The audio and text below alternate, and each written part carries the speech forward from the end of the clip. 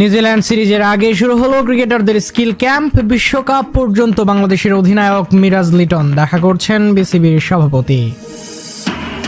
Report জমা দিল BCB নির্বাচনে অনিয়ম অনুসন্ধানে গঠিত কমিটি। আইসিসিকে জানিয়ে পরবর্তী সিদ্ধান্ত হবে, জানালেন আমিনুল হক। সরকারি হস্তক্ষেপের পাল্টা অভিযোগ আসিফ মাহমুদের। এবং হামজার সঙ্গে জাতীয় দলে খেলার স্বপ্ন রোনান ও ডেকলানের চ্যানেল 24 পরিদর্শনে সলিভান ব্রাদার্স। নিউজিল্যান্ড সিরিজ সামনে রেখে মিরপুরে শুরু হয়েছে ক্রিকেটারদের স্কিল ট্রেনিং ক্যাম্প। প্রথম দিন ভিন্ন ভিন্ন গ্রুপে ভাগ হয়ে অনুশীলন করেছেন ফিল সিমন্স শিষ্যরা। এক সপ্তাহের কন্ডিশনিং ক্যাম্প শেষ করে ব্যাট বলের প্রস্তুতিতে মনোনিবেশ করেছে নাজমুল শান্ত, লিটন দাস, মেহেদী মিরাজরা। মিরপুরের অনুশীলনের ব্যস্ততা ছিল টেস্ট দলের ক্রিকেটারদেরও। পাকিস্তানের বিপক্ষে সিরিজ জয়ের পর উইকেট নিয়ে সন্তুষ্টির কথা জানিয়েছিলেন মেহেদী হাসান মিরাজ। হোম অফ ক্রিকেটে দায়িত্ব থাকা কিউরেটর টনি হেমিংকে দেখেই কথা বলতে এগিয়ে যান ওয়ানডে অধিনায়ক। তাদের মধ্যে বেশ কিছুক্ষণ আলাপ হয়। এ সময়ে আলোচনায় যোগ দেন জাতীয় দলের সিনিয়র সহকারী কোচ মোহাম্মদ সালাউদ্দিনও। অন্য প্রান্তে ব্যাটিং ইউনিট নিয়ে ব্যস্ত হেড কোচ ফিল সিমন্স। এক সপ্তাহের কন্ডিশনিং ক্যাম্প শেষে মিরপুরে স্কিল ট্রেনিং এর ব্যস্ততা শুরু টাইগারদের। নিউজিল্যান্ড সিরিজকে সামনে রেখে একাডেমির মাঠে প্রস্তুতি মেতেছিলেন ওয়ানডে ও টি-20 দলের ক্রিকেটাররা। গত কয়েকদিন ফিটনেস আর ফিল্ডিং নিয়ে কাজ করলেও এদিন গুরুত্ব পেয়েছে ব্যাট বলের অনুশীলন। সবশেষ সিরিজে স্কোয়াডে থাকলেও ম্যাচ খেলেননি সৌম্য সরকার। স্কিল ক্যাম্পে এই বাঁহাতি ব্যাটারকে নিয়ে কাজ করেছেন ব্যাটিং কোচ মোহাম্মদ আশরাফুল। জাকির আলী, মহিদুল ইসলামরাও ছিলেন অ্যাশের পাঠশালায়। ম্যাচ পরিস্থিতির সাথে মানিয়ে নেওয়ার মতো প্র্যাকটিস করেছেন এই দুই ক্রিকেটার। তবে লিটন দাস, নাজমুল শান্ত, তাওহিদ হৃদয়ের খুব বেশি কসরত করতে দেখা যায়নি।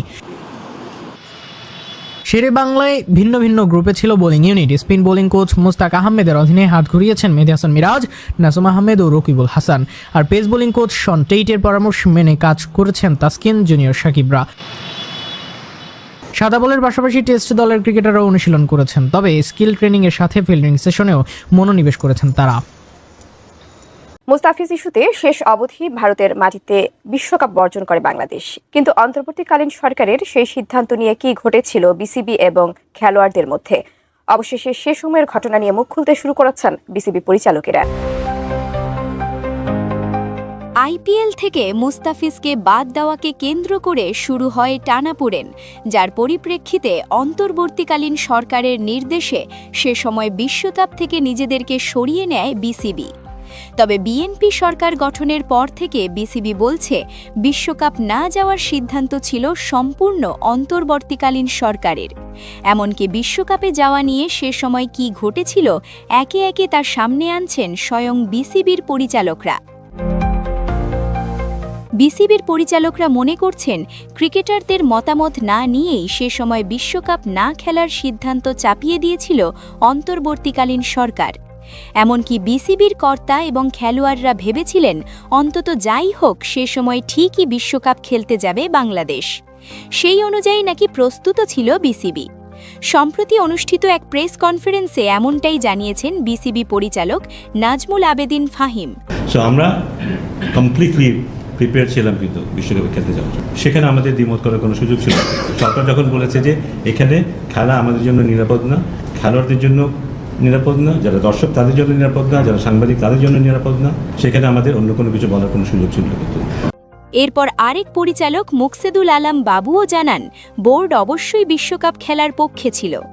তর্ক বিতর্কের এই সংবাদ সম্মেলনে বোর্ড পরিচালকরা জোর গলায় দাবি করেন পরিচালক হিসেবে কেউ বিশ্বকাপ খেলতে না যাওয়ার সিদ্ধান্তের পক্ষে ছিল না।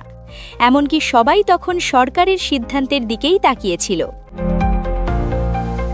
এর আগে বিশ্বকাপ খেলা নিয়ে জাতীয় দলের সহকারী কোচ সালাউদ্দিন জানিয়েছিলেন ক্রিকেটারদের সাথে নাকি এই বিষয়ে কোনো আলোচনাই করা হয়নি। এমনকি বিশ্বকাপ খেলতে না পারার কারণে নাকি বেশ কিছু ক্রিকেটার মানসিকভাবে একদম ভেঙে পড়েছিলেন।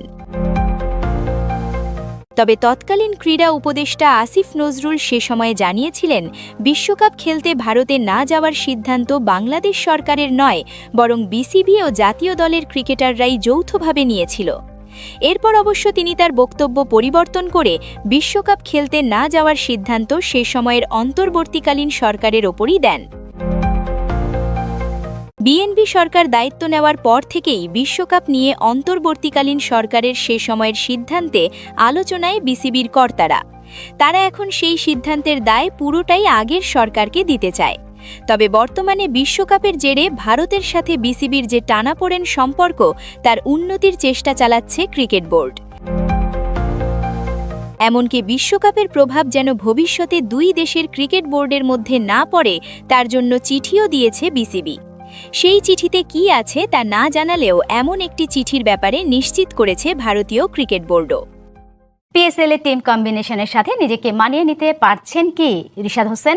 চলমান আসরে উইকেট খরায় ভুগছেন এই লেগ স্পিনার। টানা হারের বৃত্তে রিশাদের দল রাওয়ালপিন্ডিজ বল হাতে এই টাইগারও করতে পারছেন না নামের প্রতি সুবিচার। সম্প্রতি বিগ ব্যাশের দল হোবার্ট হারিকেন্স তাদের বর্ষসেরা খেলোয়াড় হিসেবে নাম ঘোষণা করেছে রিশাদ হোসেনের। অথচ বিগ ব্যাশে দুর্দান্ত সেই রিশাদকে যেন খুঁজে পাওয়া যাচ্ছে না পিএসএলে।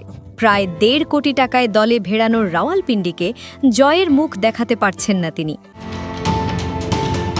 শনিবার রাতে লাহোরের গাদ্দাফি স্টেডিয়ামে ব্যাট হাতে নেমে করেছেন মাত্র 3 রান। বল হাতে 3 ওভারে 36 রান খরচায় পেয়েছেন 1 উইকেট। দ্বাদশ ওভারে বোলিংয়ে এসে উইকেট পেলেও ওই 1 ওভারেই হজম করেন 19 রান। এরপর আর তাকে বোলিংয়ে আনার সাহস করেননি পিন্ডি অধিনায়ক রিজওয়ান। এর আগে করাচি কিংসের বিপক্ষেও উইকেট শূন্য রিশাদ 4 ওভারে দেন 38 রান। 3 ম্যাচ মিলিয়ে তার ঝুলিতে জমা পড়েছে মাত্র 2টি উইকেট। সবকটি ম্যাচেই হেরেছে তার দল। বড় অঙ্কে তাকে দলে ভিড়িয়েছে রাওয়ালপিন্ডি, কিন্তু প্রত্যাশার প্রতিদান দিতে পারছেন না তিনি। টিম কম্বিনেশন জুতোসই না হওয়ার কারণেই কি বিবর্ণ রিশাদ? ফুটবল মানচিত্রে একসময় যেখানে শেষ করেছিলেন ব্রাজিলিয়ান জাদুকর রোনালদিনহো, ঠিক সেখান থেকেই শুরু করেছিলেন আর্জেন্টাইন খুদে জাদুকর লিওনেল মেসি।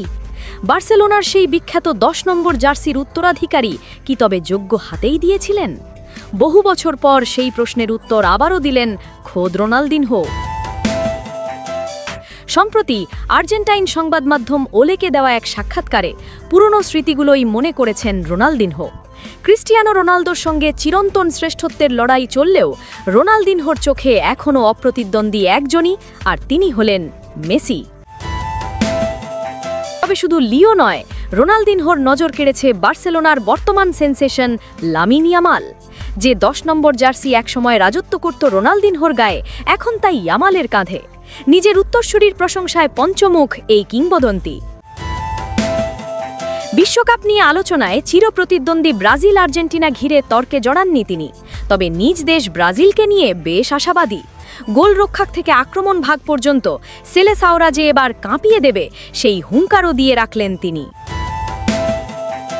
এদিকে যুক্তরাষ্ট্রে MLS লিগে মেসির আকাশচুম্বী জনপ্রিয়তা দেখেও মুগ্ধ এই ফুটবল জাদুকর।